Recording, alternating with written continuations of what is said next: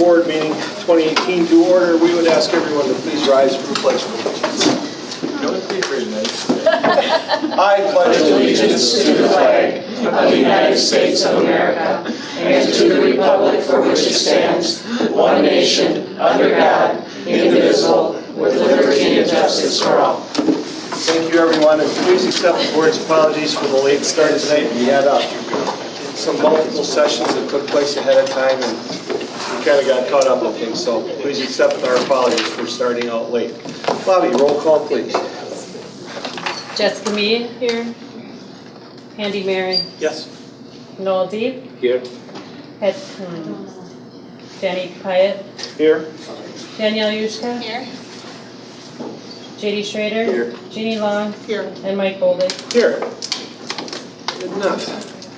So everybody is supposed to be here at this point is here, with the exception of one person who is here but officially isn't here yet.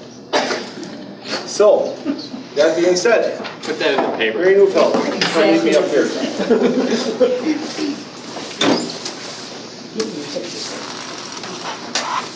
Take off your coat.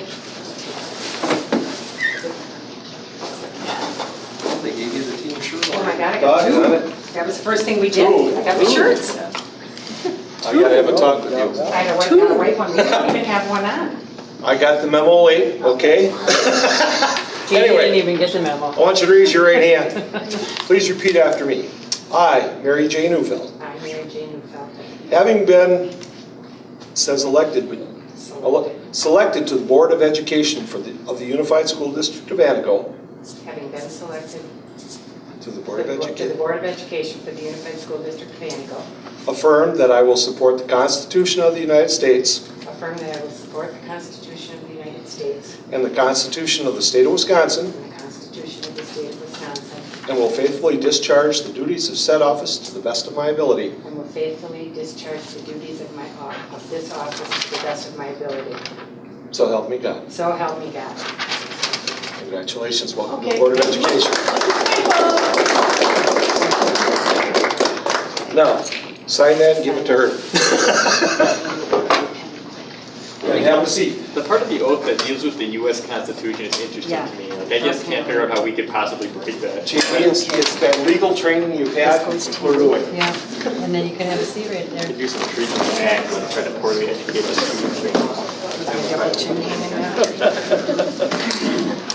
So after a brief time, we are back to full strength of a 9-member board. And Mary, welcome, and hope you enjoyed the ride. It's an interesting one to say the You least. have one, so we'll share. Right. Yes, Okay. thank you.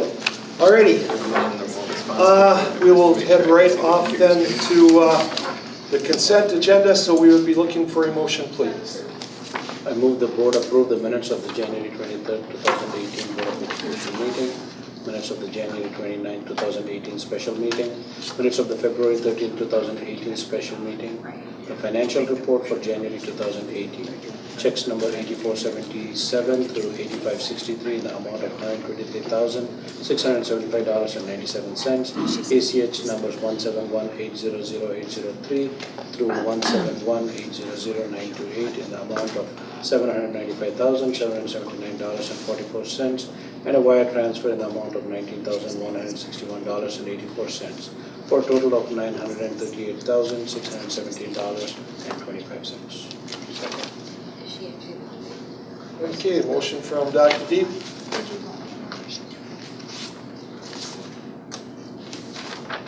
Motion from Dr. Deep, second by Mr. Pyatt. Any discussion on the consent agenda? Hearing none, roll call, Bob. Jessica Mead. Yes. Andy Mary. Noel Deep. Yes. Mary Neufeld. Yes. Danny Pyatt. Yes. Danielle Yushka. Yes. JD Schrader. Yes. Jeannie Long. Yes. Mike Boldig. Yes. Very good. Thank you. Just as a note to the members, with moving up the March meeting 1 week, we won't have a treasurer's report ready for the March meeting. So in April, you'll see 2 reports, one for March and one for April. Colleen, I don't know how we're gonna, normally we have you approve board bills before they go out. As part of the board report, there's also special checks, which we call them, that are sent out for like utilities, transportation, that get paid prior to your approval, but you approve them after the fact. And I guess we don't have a way to get it out with moving it up a week. So if it's okay with the board, that's what my intention was. You'll do it after the fact. Yeah, that shouldn't be an issue, Tim. Okay. We just appreciate the notification ahead of time and letting us make sure we've got all the information. Thank you. Alrighty. That being said, citizens delegations. No. Nobody there. Alrighty. Item 4, student rep report. Jack, Erica, tell us something good. Well, today was ACT testing, which is obviously big. I think the testing went smoothly. I like the format of how we did it. Where kids are upstairs, gym, or previously whatever, lunchtime. Otherwise, in sports, we had hockey won the conference 4th year in a row. So, gymnastics as a team is going to state. My cousin Brett made it to state for swimming. And then Brandon Luck made it to state for wrestling and took 4th this past weekend, which was, so he's on the podium in Division I. Last week we had it was FFA week, so we had an assembly on Friday.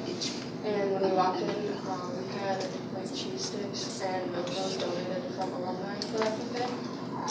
And then we have the Alice training tomorrow. And the opening of the play this Friday is at 7:30, and the theme is how to succeed in business long term.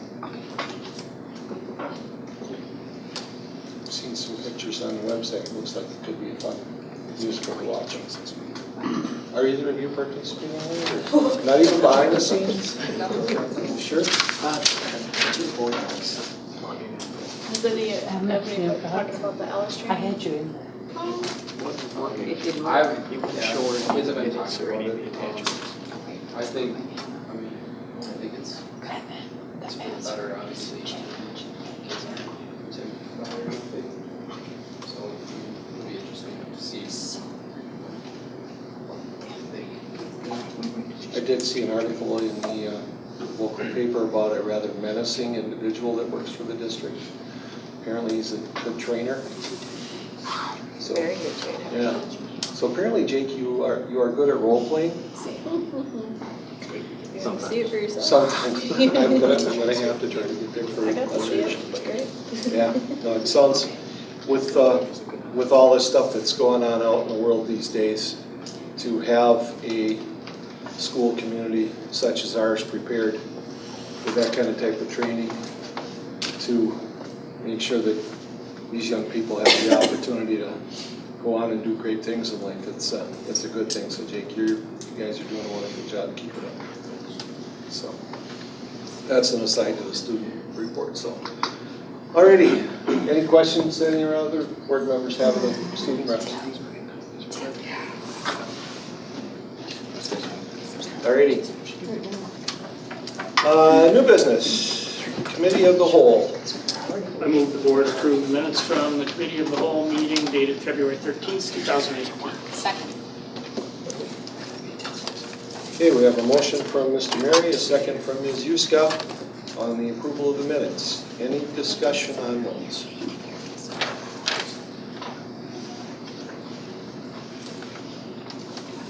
Hearing none. All those in favor? Aye. Those opposed? Motion carries. Very good. Other new business. Item B, budget update, state of the district. Mr. Prunty, I hope I don't bore you by death by bar chart. would you prefer that if some of this was, Yeah, and if if you want to go ahead and project project in front row there so we can see what's going on, or Sure. goes behind? They can do whatever they want to do. Yeah, check your cord.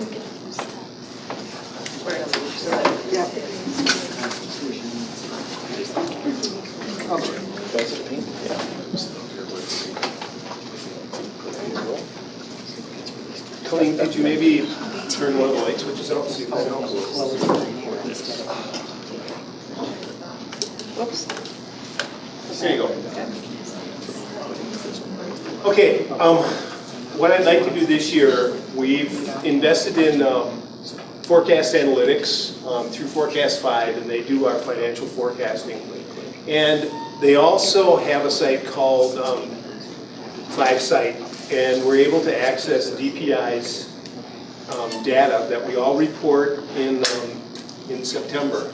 And it includes everything from FTE and all the financials that the district's required to post. And so as we get into the budget, the season when we're cutting the budget or looking at the budget, I thought I'd like to try to provide a little bit of background, a little more background than we have in the past, and then look at a list of comparables to see how Antigo stacks up against districts with very similar demographics.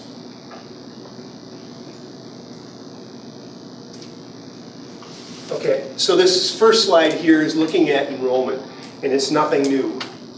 So the blue line over the top of the decline enrollment represents students with disabilities. So the percentage of students with disabilities. No, that's economically disadvantaged, I'm sorry. And then the red line is students with disabilities. So you can see that last year we dipped a little bit. Our current economically disadvantaged rate is at 56%. So we're running what we have in prior times, and I actually think last year might have been an issue with reporting. So, and then I looked at one of the things that you would think is as we have declining enrollment, we should be drawing down our teaching staff. And what you can see is this is data that's coming from the DPI's 1202 report, and you can see the trend that we have been cutting staff, and we've been cutting teaching staff, where if you look at the blue line represents the number of students per teacher. So we're actually cutting our teaching staff at a rate that's a little bit higher than, if we were cutting it at the rate that we're declining, that those numbers should be the ratio should be very similar. But you can see that that ratio is going up. I wanted to look at support staff, and last year the DPI changed our reporting requirement, and they wanted us to include in the support services area what we're spending on both transportation and the FTE involved in transportation. So unfortunately, I wasn't able, I wanted to show you this graph. The big spike is the reporting on the 1202 for bus drivers, and so there's not a lot of it. I wasn't able to really delve in and look at that. So I want to talk about looking at some comparables. And this is a group that I chose to look at, and I'll explain why. So we've got Waupaca, Shawano, Rice Lake, Rhinelander, Marinette, Hayward, Ashland, and Antigo. And I wanted to grab Merrill because Merrill is, their enrollment's pretty close to ours. And I'd like to look at Medford. But both of those have charter schools. And I don't really have a way to glean both the enrollment and the revenue out of their district results, because it's really summarized at a much higher level. So I wasn't able to. This is the group I chose, and I want to take a look at why they're similar. So if you look at enrollment, I've got them in order, and I'm going to try to alphabetical with us being at the bottom, and I'm going to try to keep them in order so as you look at the bar charts, it'll be somewhat consistent. So the average is 2218, and we're reporting just above the average. If you look at economically disadvantaged as a group, they've averaged 46%, and last year Antigo reported 50%, and then, like I mentioned, we're currently at 56%. When you look at students with disabilities, we're running just slightly ahead of the group average of 15.7, and we're at about 16.3. Okay, this is looking at just the general fund for student expenditures by student. And you can see that the group average is $1,139, and we're right at that average. So now if we look at expenditures for students with disabilities, we're looking at Fund 27. And what's important is to understand, so we're spending 10.5, the group's average is 10.5 or 11.5. And now, on top of that, this is excess cost for students with disabilities. And you can see as a group, Anago is spending just under the group average. So if we want to look at the actual average cost of those students, it's the addition of those two numbers. Make sense? Hey, Tim. Yep. Question on seeing the Rhinelander one seems to be way off to the right on the chart. Is that just an anomaly for that particular district that you're aware of, or? Yeah, we're gonna see those numbers kind of reflect. I'm gonna take a little bit of a look at Rhinelander. I didn't do a broad enough search to know what the average is. I think $1,200 or $12,000 is probably very close to the state average. So Rhinelander, in this particular instance, is significantly above the state average. Thank you. Okay, and then the other demographic I wanted to look at is we were looking at rural schools, and the only one that really doesn't fit in there, Wapaka, obviously is, they're rural, but they're a very small geographic district. And then the program has the ability to also drill down and look at data, and I don't know anything about the ACT other than I took it at one point in my life. What you can see is obviously that Wapaka's doing okay, Rice Lake is doing okay, and if we look at Anago, certainly our average science score is comparable with those districts, and it seems like where our performance on the ACT is very similar to the group.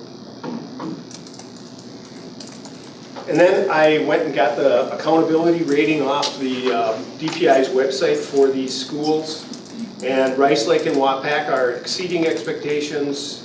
Anago, Ashland, Hayward, and Shawano meet expectations, and then Rhinelander and Marinette are meeting a few expectations. Then I wanted to start looking at how does Anago compare. You know, we know that our FTE ratio, where we have more students per teacher than I showed you that trend. I wanted to see how does Anago's ratio compare to the rest of the group. And you can see there that the average for the group is 14.2 students for every teacher. You know, and we're right around 15. And then I thought, let's look at that by grade level. So I could looking at elementary. And if you look at the group, we've got more students per average teacher than the group. And we have that by almost a little better than one teacher, or one student more per teacher. Whether that's significant, I don't know. Does that include Title I teachers, reading teachers? This, included in that? yes, this would have been 110 and 127, yeah. Special ed teachers. Then I wanted to look at how are we doing when we compare our salaries to this group's salaries. And you can see that our average salaries are right in the ballpark to what this group is. Then I wanted to look at looking at our top 10 expenditures in the district. So of the 10, I'm going to call them expense objects. There's 10 items that really chew up 90% of our budget.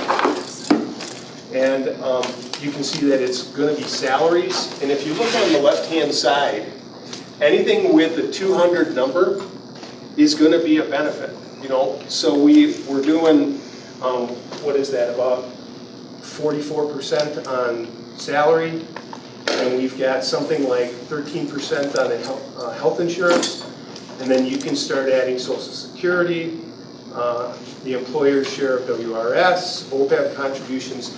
So salary and benefits represents a significant amount of our budget expenditures. But we're in the people business, so it should. So then I wanted to know how do these expenditures compare with our comparable group?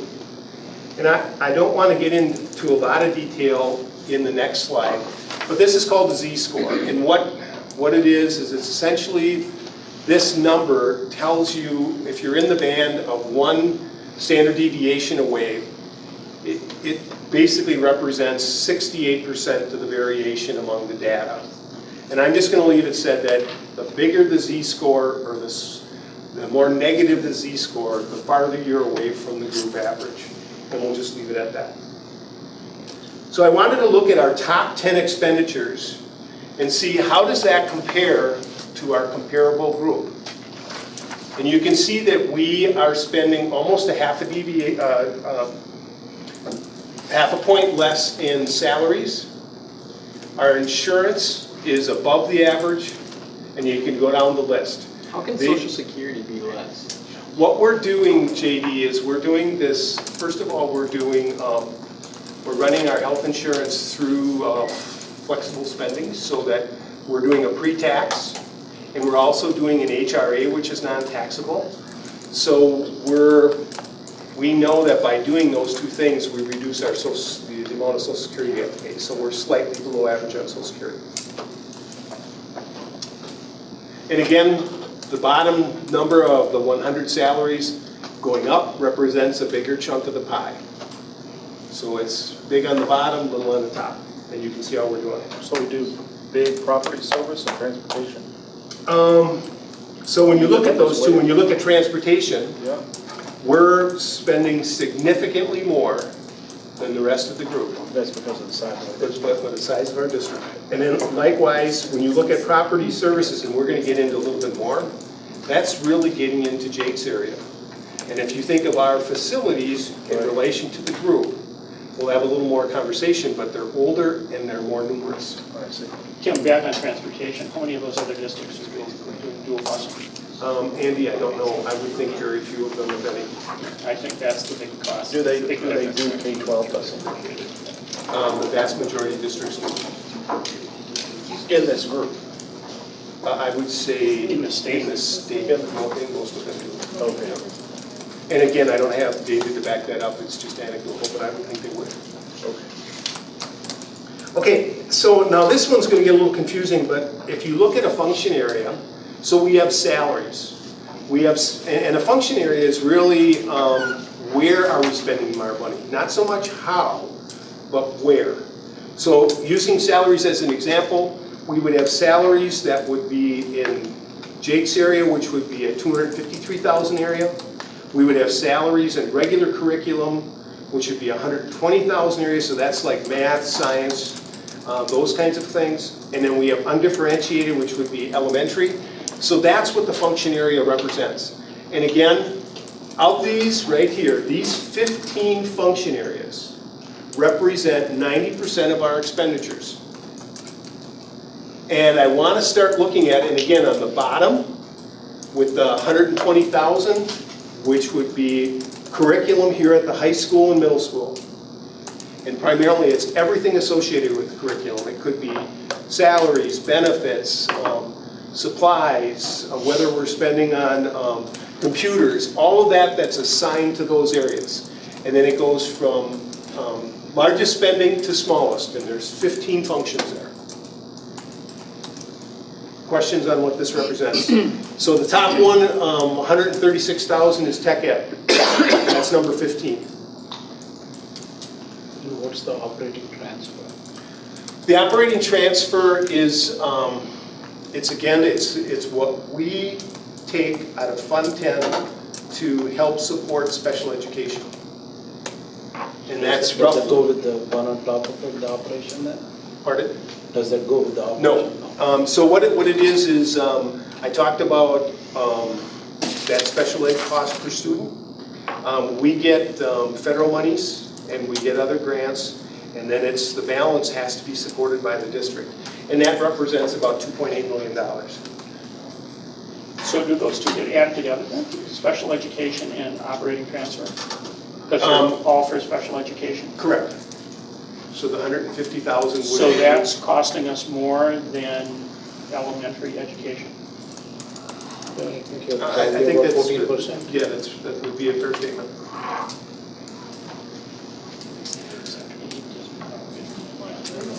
Other questions on that?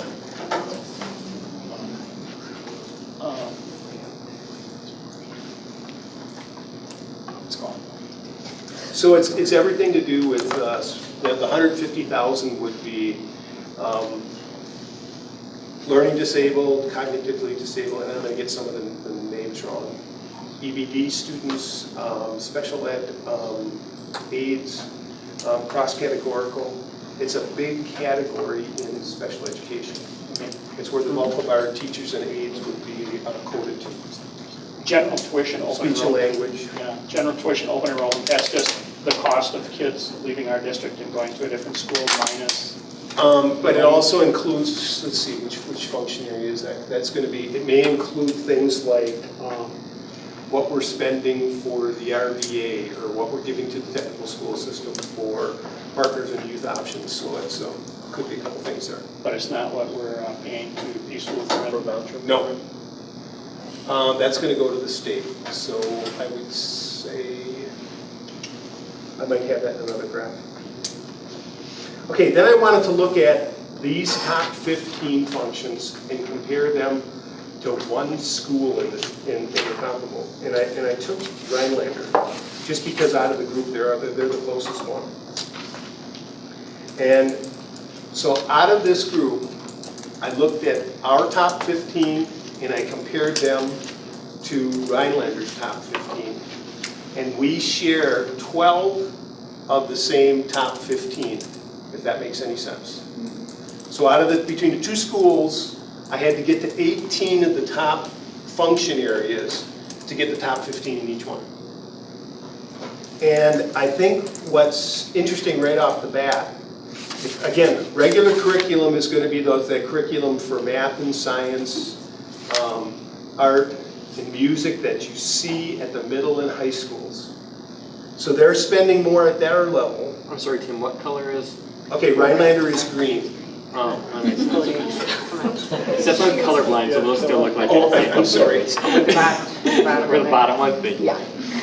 I think the very interesting thing is look at as a percentage of the budget, look at how different Rhinelander is at the elementary level than we are.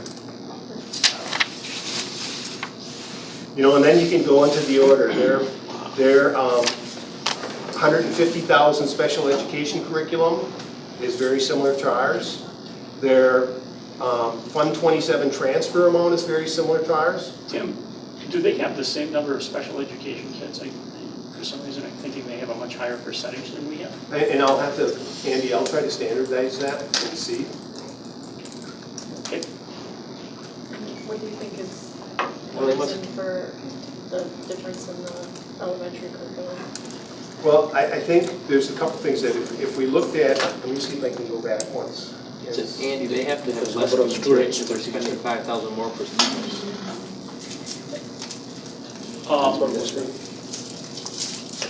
Maybe. Or maybe they're, yeah. Some money to spend more on technology.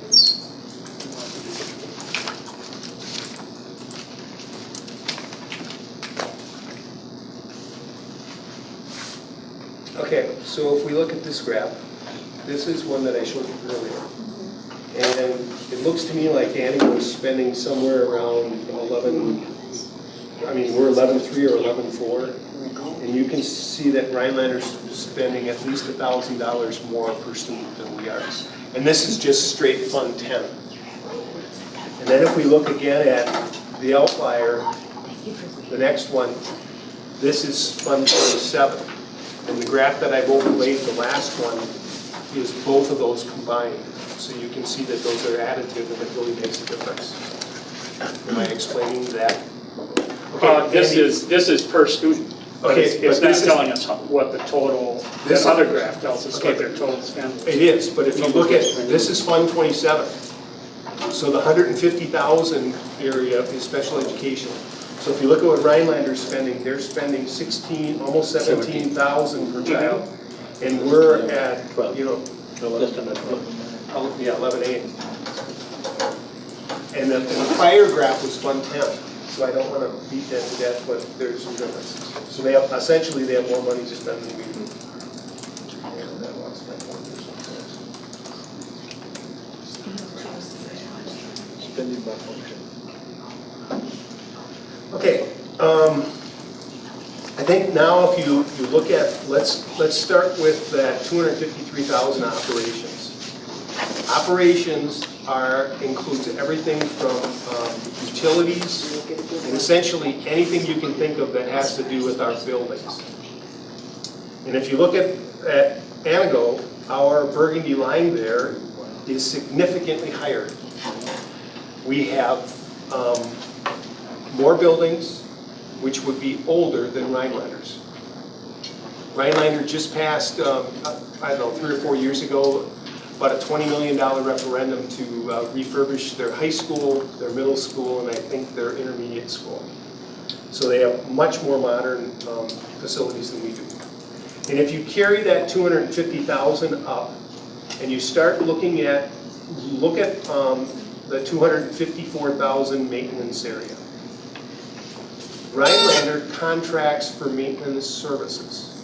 So they have a third party come in and provide all their maintenance at a contracted price. And that's an example of how we're different. Then if you look at the one above the library, and you look at the 250,000 facility remodeling function, Rhinelander's not spending anything. Well, they shouldn't. They just passed a $20 million, they just completed a $20 million renovation. So there's things like that that make each school within the group unique. What do you think about the library itself?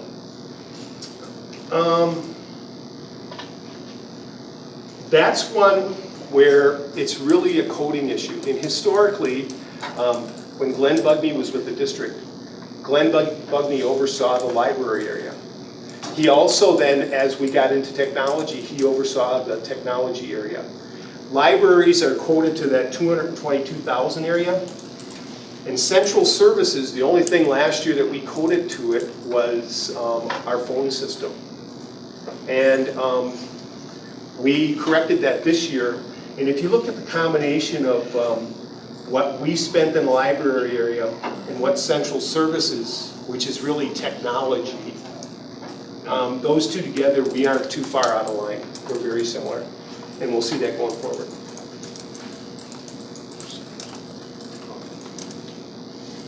Okay, so again, what I wanted to do is now this is looking back at the group, the 8 schools, and looking at our top 15 functions and how do we compare to the group. And you can see as a group in undifferentiated curriculum, we're underspending by almost 34% of the average. It's really what that negative number one is saying. Our average is greater than 34% lower than the comparable group.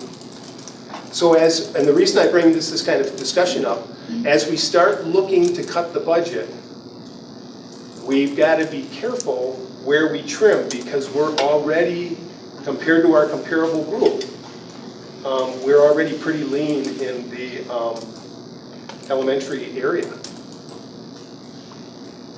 And again, we spend significantly more with the special education. And when we start looking at special education, it also includes transportation.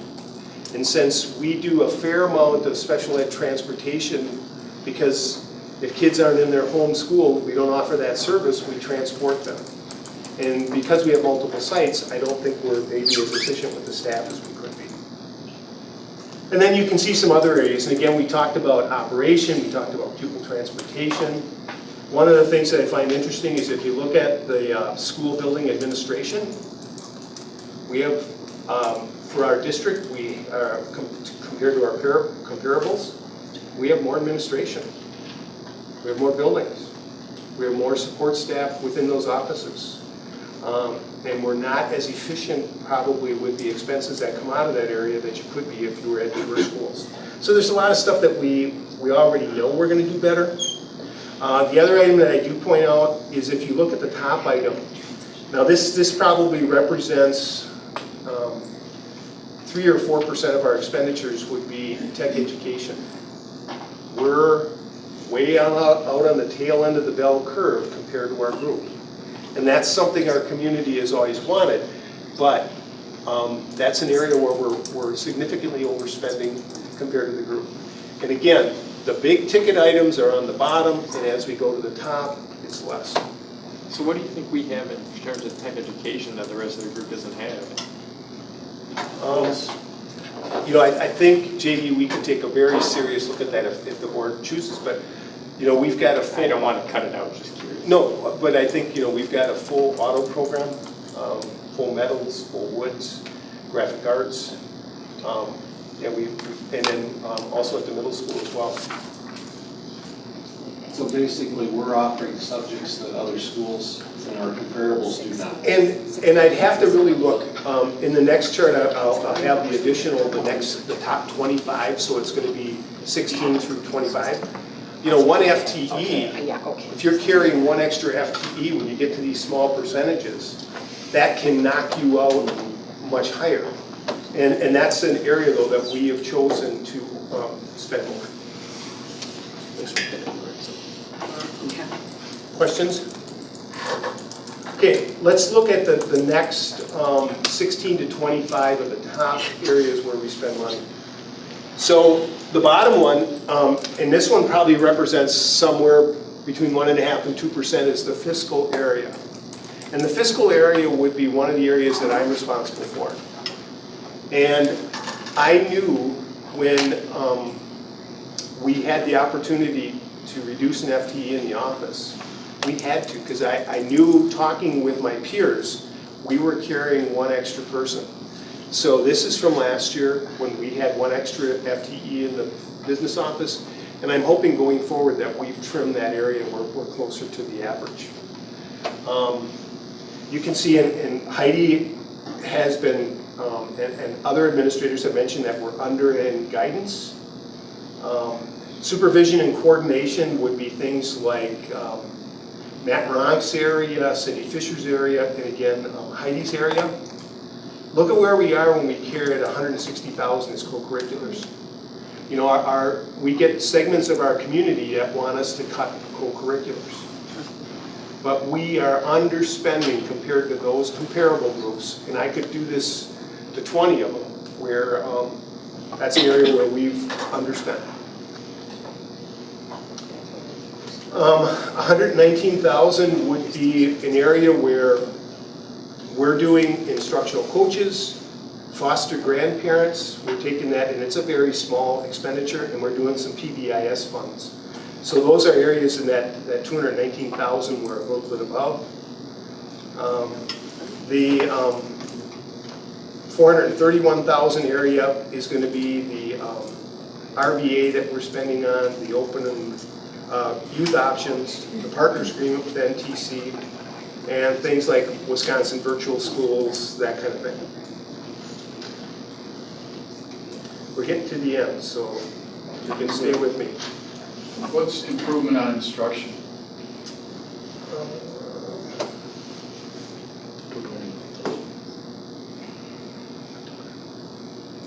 Where are you at? In the middle. Middle of the page, 221,000. Okay, so 221,000 is an area now, Tom, this number will be significantly different this year. That's going to be an area where we're spending PD for professional development. It's going to be things like what we spend on a little bit on how we code instructional coaches. Some of the instructional coaches come out of there. Title II dollars come out of there. Some AGR professional development comes out of there, as well as Title I and ID professional development come out of there. So we're underspending there. Tim, do you pick the account numbers, or is that a state statute? Every school, that's the beauty of this. So we all report the same exact numbers. We do get some glitches where we talked about the library and central services, but we're all supposed to use the same coding, and then we can have access to that information. Seems like it'd be easier if it was started with number 1 instead of 220,000. I think it's like a 14-digit number, and you're only seeing one part of it. So. Okay. So this is one that I wanted to look at, and I wanted to say if we just looked at historically, if we look at the last 10 years, where are we spending our money over the last 10 years? And let's see if this is going to be fun. So this is not a least squares line by any mean, but I just looked at the data and I said if I had to look at that burgundy number is instruction. So anything that's really gonna be in that 120,000 for regular curriculum, the 110,000 for elementary, the things like special ed, all of our instructional costs, phy ed, tech ed, ag, all that stuff, if we look at that, where are we as, on a per student basis in Fund 10? And it seems to me when you look at those bar graphs, it looks like we're spending less today than we were 10 years ago. Then I wanted to look at, the next one would be support services. So that's everything outside of direct teachers in front of students. And it appears to me that as a per unit, per student cost, that's going up. And the reason I bring this up is, again, as we start to look at cutting the budget, it would appear to me that our instructional, we've taken that down on a cost per student basis about as low as we should be going. And we need to be thinking about other areas to cut the budget. And then finally, I've got, I think this one is for the black is for non-program activities. So that's going to be things like transfers and payments to other districts, other governmental units, open enrollment. And you can see that looks like it's increased our cost over time, but very slightly. And again, they aren't least squares lines or anything like that.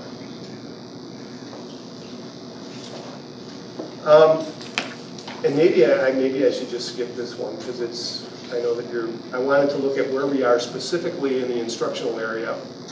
And I think if you look over the last 10 years on a per unit basis, for salaries, when we look at the whole teaching staff in general, our salaries have been relatively stagnant. On a per student basis. It looks like if we look at our benefits, and there's been a tremendous amount of variation, our benefit cost per student has gone down over the last 10 years. Purchase services are things that just like it sounds, we're paying someone else for a service. And over the last 10 years, it appears to me that percentage is going up, what we're paying per student. And then finally, we've got capital and non-capital equipment. So that's stuff. And it appears to me that we're spending more on stuff than we were 10 years ago. One of the things that's concerning for me is we've had a lot of retirements in the last 10 years. And this is a little chart looking at our new salary schedule, and we've got levels 1 through 7. And when I look at that chart, I've told you that salaries to me have been stagnant on a per pupil basis. As teachers advance, hopefully they stay to advance, it's going to be tough for us to maintain. Our salaries are going to grow, and they should grow. So again, as we start to think about the budget, where are we going to trim? And this will be something that we have to deal with in the coming years. What does level 1 amount to, like first 3 years? Okay, so level one starts out at 38,000, and the top of level 1 at 1E would be, there's 5 increments in there of $750 each. So it's 5 increments, 5 years? Or yes, 5 years. First 5 years. So, yeah, I'm just looking at that and I'm thinking last year we had about 15% of our staff turned over. And 50% per year for 5 years would be 75%. But I mean, I think we're just going to maintain, what I'm saying is, what we're doing right now, we would maintain that huge lower level. If you're going to turn over 15% a year. yeah. And we have to do everything we can to not allow that to happen. Yeah. And maybe Tim and I are working on a multi-year plan to bring to you to address where some of our people are sitting at the bottom of the schedule. And I do think it is one of those things where we are investing a lot of money now in training. If you look at what we put into people this year in terms of literacy, PBIS, and PLC, we can't turn those people over. Right. Because we're operating like a business now in that sense, that we're investing in these people, and it's gonna be very costly to turn people over. So we have to have a multi-year plan. You know, can't do everything overnight, you didn't get where you are overnight, but we have to have a multi-year plan that allows us to address those salaries so that we can attract and retain people. And our geography makes it challenging to attract people to the area. If we have a challenge in competing salary-wise, which we know we do, that's gonna make it continuously hard. And it's just gonna be critically important. If you're gonna really improve achievement, you have to retain your people. Salary is certainly one piece of it. It's not the only thing. It's generally, if you look at reasons why people leave, salary isn't the top one, but it is a piece of it. And we are a small rural place. If you're bringing young people in and they draw them from a metropolitan place or their families or whatever exists, we have to have something that incentivizes them to at least think hard about leaving. I guess the final closing comment is we have access to just about everybody's data in the state of Wisconsin, and we have a great tool that we can practically drill down and look at almost every identifiable cost. So if, as a board member, you're interested in wanting to know how we compare to some other district that I haven't done, it really is a very quick exercise for me to try to drill down and grab that information. Off the top of your head, like UC Everest pays more than us, Brian Ender Barrel. Yeah. But there are districts like Wittenberg, I did think White Lake, Elko. I think we're very comparable to Shawano. Would you say are we comparable to Wittenberg? For the most part, I think our starting salary is a little higher than Wittenberg. But if you want specifics, just shoot me an email and I'd be happy to send it to the room. And I'll just add, I think, we have to be realistic about the challenges that our teachers face in the classroom. I mean, we're a rural school district, but we have elements that are much like an urban district. So you might be a neighboring district that pays comparably, but you're gonna walk in to a classroom with kids who are going to come to your classroom with self-regulation. We have to teach self-regulation in a lot of our cases. We have a lot more factors that make kids at risk. And, having come from a rural district and having to compete hard for teachers, I know that in today's world where teachers can go anywhere, as a beginning, mid, or veteran career person, they look at those things. What is the environment that I'm in? Ours is a challenging environment. So I think, we have to be cognizant of that when we think, we're not really competing against the Wittenberg in that sense, because while they may have challenges, I don't think they're the same.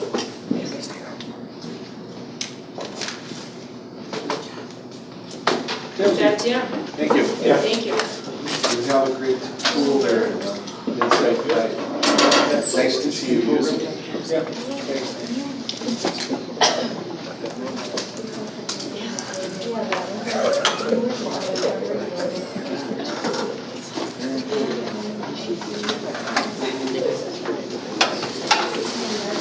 And as Tim indicated, if anybody has any particular data that they'd like to do some comparables to or whatever, I'm certain that he would be more than happy to take the initiative and run that data for us, right, Tim? I'm sorry, I wasn't listening.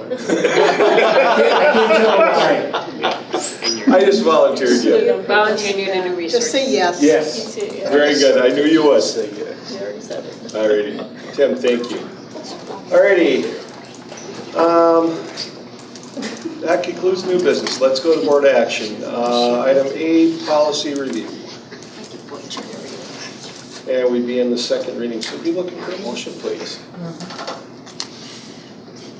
I'll make a motion that the board approves policy 345.6, graduation requirements as presented. Second. Motion from Ms. Mead, second from Ms. Pyatt. Any discussion on this? I know it was probably hashed over at the committee of the whole. Am I correct? Yes, it went. And it's, if I'm remembering correct, I wasn't there, but I'm going on. You did a first reading too, right? Did a first reading, and this is the one where the civics exam Yep. was added because it's I state didn't have a requirement? credit of the financial. Oh, okay. Very good. So you have talked about adding more requirements here in the future? Yes. Because I'm looking at this, and kids really only need about 22 credits because they pick up a couple in 8th grade here. Now, the high school ones that you do, well, Anita, if the kids take the high school credits, if they take algebra, they don't get, or Amy would know that too, they're not actually getting high school credit for it. They get an elective credit, it doesn't count as a math credit. Alrighty. Any further discussion on this? Does it count toward your GPA then, towards college? As an elective, yes. And so did 100% of kids present their portfolio this year, or are they presenting it? Yes, that's a graduation requirement. So our semester grads did present during our PD day, or our record day at the end of the semester. Okay. We had 7 of them.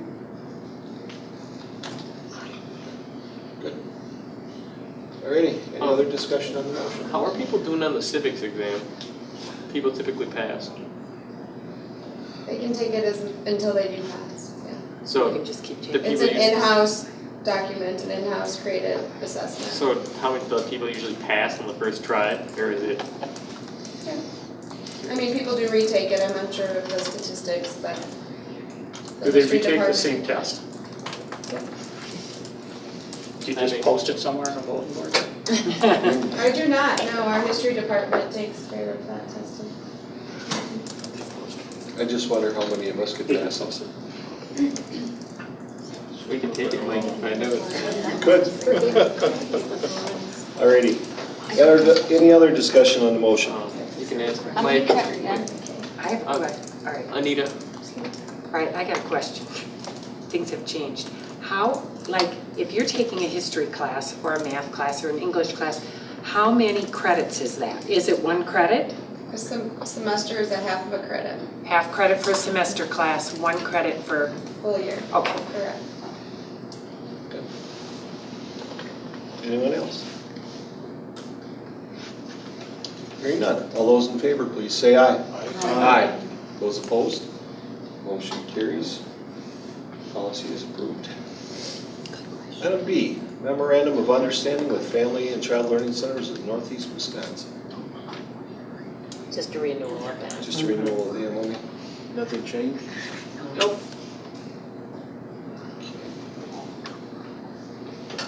Colleen, is that for 4K outreach services? Can I go? Remember you for the Head Start? Yeah. So what do you need? Motion? Motion to accept? Yep, motion to accept. Second. Motion from Mr. Pyatt, second from Ms. Huska. Any discussion? Hearing none, all those in favor? Aye. Those opposed? Motion carries. Item C, uninterrupted power supply bids. I gather, Mark, that's why you're here? Yes, I'm here. I'm asking the board to accept the Camera Corners bid of $26,679.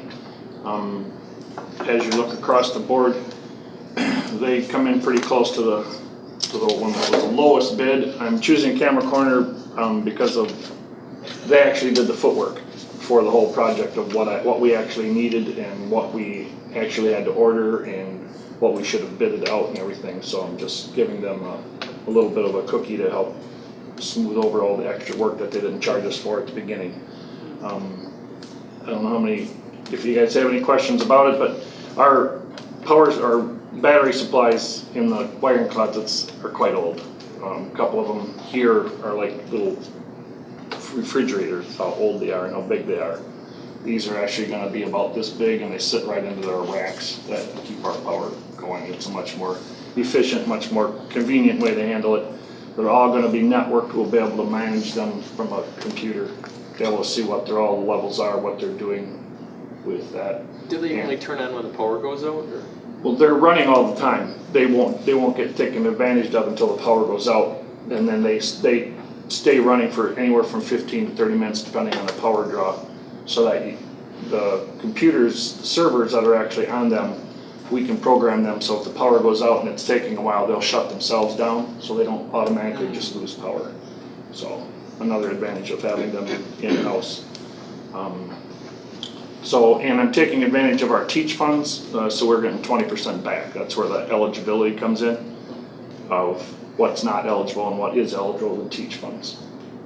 Now, are the UPS systems then linked into the emergency generator, like in this particular building? No different than if you plugged in a computer. Okay. So it's not an add-on or anything like that or nothing special. It's going to take off of that. It will draw off of that. It will draw off of that when it's emergency, and then this will take it down so we can safely down the environment. And Camera Corner Connecting Point, we've dealt with them in the past. And Yes. You've had some very good success with them as well. Extremely good success with them, and yeah, and that's where we actually outsource a computer network engineer through them too. So they've been very good to us and good support to work on. I don't know anything about the backup generator. Can it run the whole school's electrical system, or is it just a few things? No, it's just the life safety stuff and critical equipment.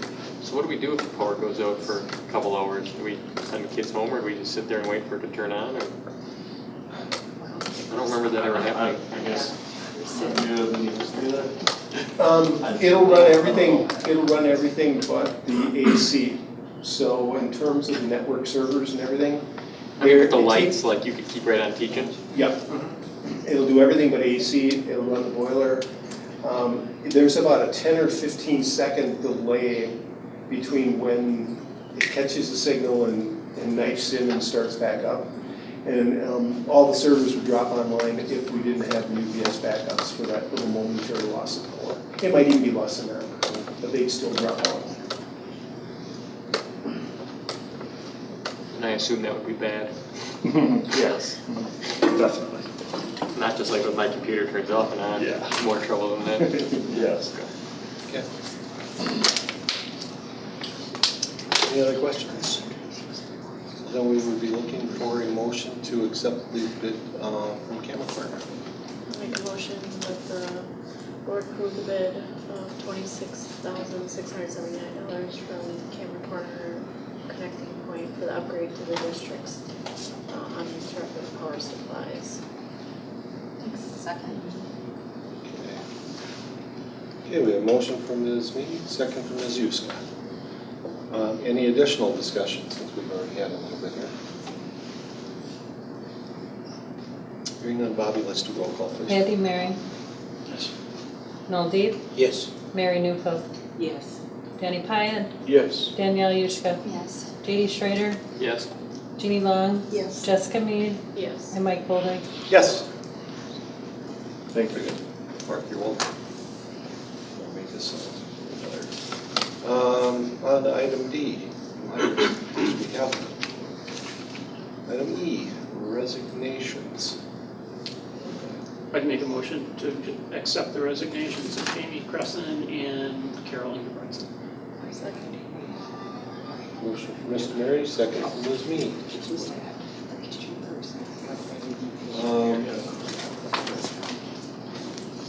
Any questions on any of these?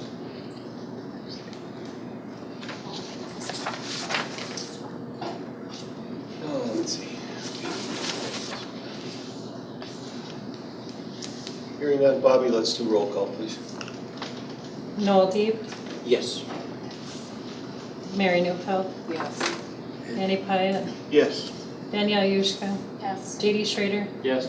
Jeannie Long, Yeah. Jessica Mead, Yes. Andy Mary, Yes. and Mike Bolder. Yes. Thank you. Item F, donations. I move the board accept the following donations: Indigo Grid Iron Club for $2,496.41, Indigo Recreation Foundation for $320, Marty Shell Service for $173.72, and Bradley Funeral Home for $100 for a total amount of $3,090.13. Motion from Dr. Deep, second from Mr. Mary. Mike, there's just one minor correction. Yes, Tim, go ahead. The $100 from Bradley's actually from Glenn Kirkshine on behalf of Colleen's Memorial. And I didn't catch that distinction. Oh, So it's actually coming from, it's come from the from family. Glenn and the family. All right. Thank you, Tim. Nonetheless, I think we're, as we've said in the past, we're very blessed with a community that is very giving to our district, and we appreciate each and every one of these. Any questions, comments on any of these? Hearing none, all those in favor? Aye. Those opposed? Motion carries. Once again, thank you to our benefactors. Appreciate it.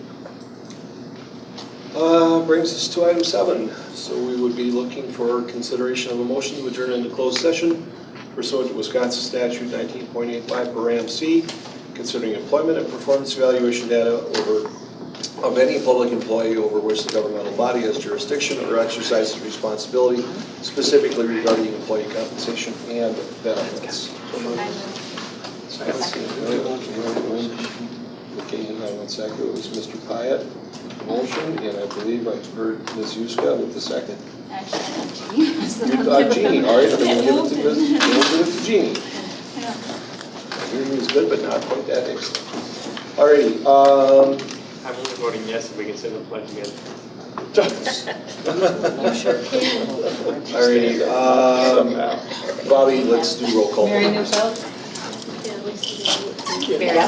Yes. Danielle, or Danny Pyatt, Yes. Danielle Yushka, yes. J.D. Schrader, Yes. Jeannie Long, Yeah. Jessica Mead, Yes. Andy Mary, Andy Mary, Yes. Noel D, Yes. and Mike Coldick. Yes. We are officially in closed session.